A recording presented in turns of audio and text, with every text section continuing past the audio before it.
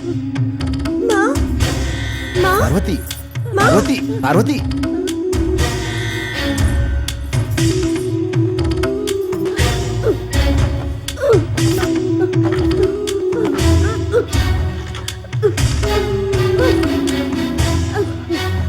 पार्वती, ये क्या? देखो, देखो, देखो, देखो, ये सब मेरे बेटे सोम ने लाकर नहीं दिया है। मेरे पार्वती, पति की कमाई है, मेरे मेरी पति बात की सुनो। कमाई। और चुप रहिए। मेरे पति चुप है सोचकर जो मुंह में आया वो बोले जा रहे हो। देखो, देखो, बाहर जाकर तुम जहां तक अपनी नजर दौड़ा सकते हो वहां तक देखो। वो सारी जमीन, खेत, बगीचे सब मेरे पति के हैं, मेरे पति के हैं।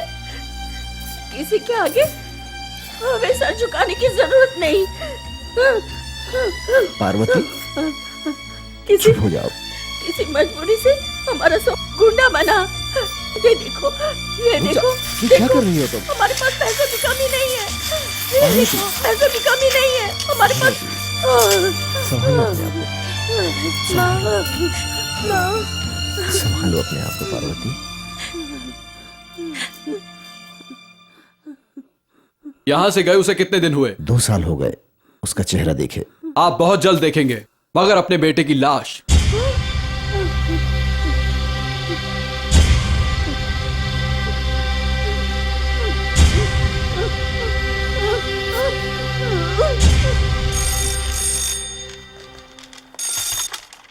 हेलो। सर राणा, आपके कहने के मुताबिक काम कर दिया है सर। तुमने अपना काम कर दिया है, इस बात का सबूत यहां बज रहा है राणे। फोन रखो।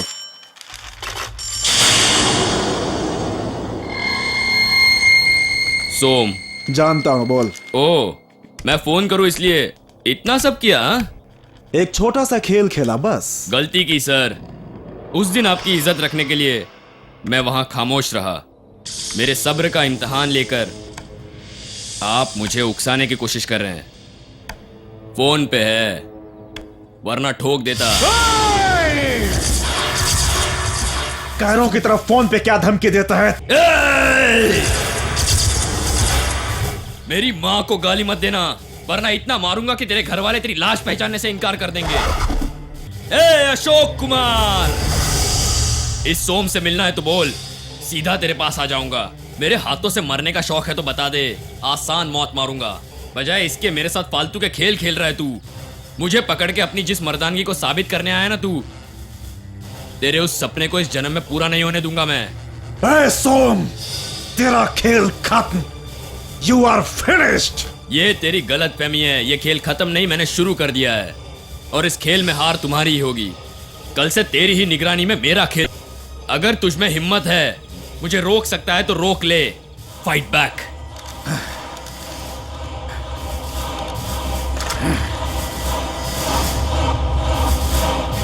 इसकी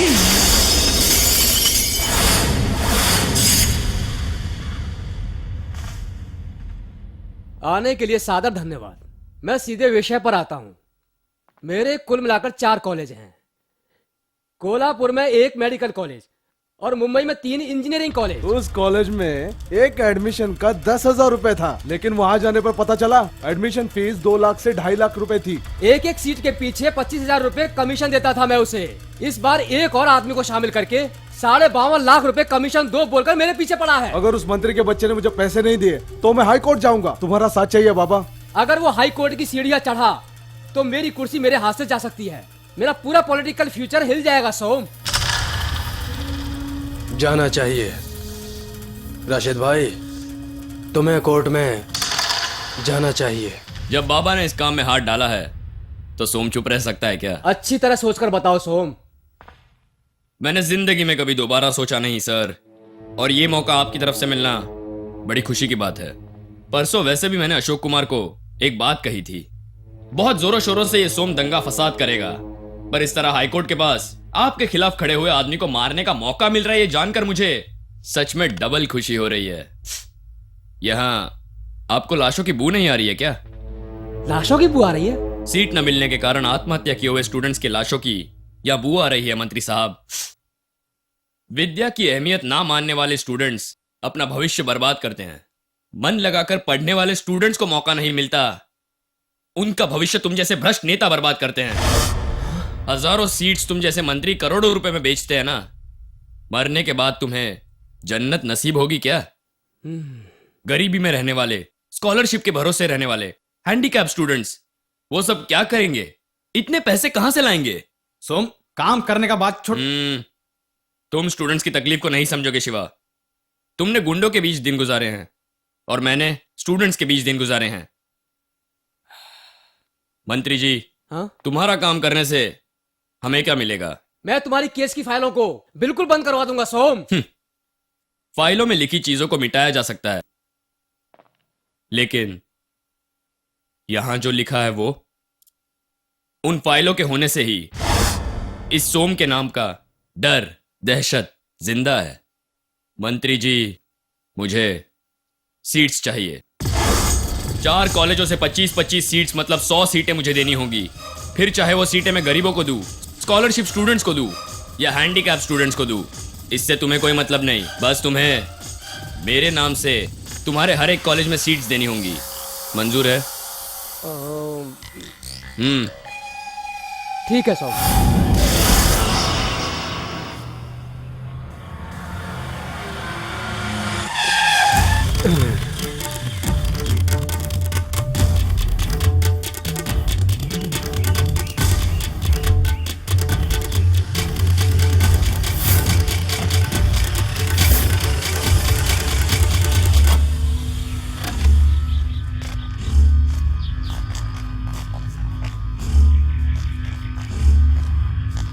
कोई गड़बड़ तो नहीं होगी बाबा? कोर्ट में चारों तरफ मेरे आदमी खड़े हैं। ठीक है, सब संभाल लेना बाबा। तुम जाओ राशिद। ठीक है।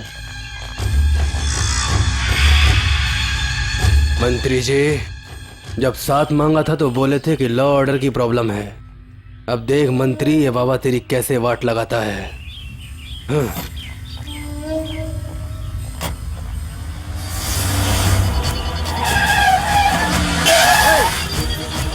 ये बीच में कहाँ गाड़ी फंसाता है? हट, पीछे ले। हट, पीछे ले गाड़ी।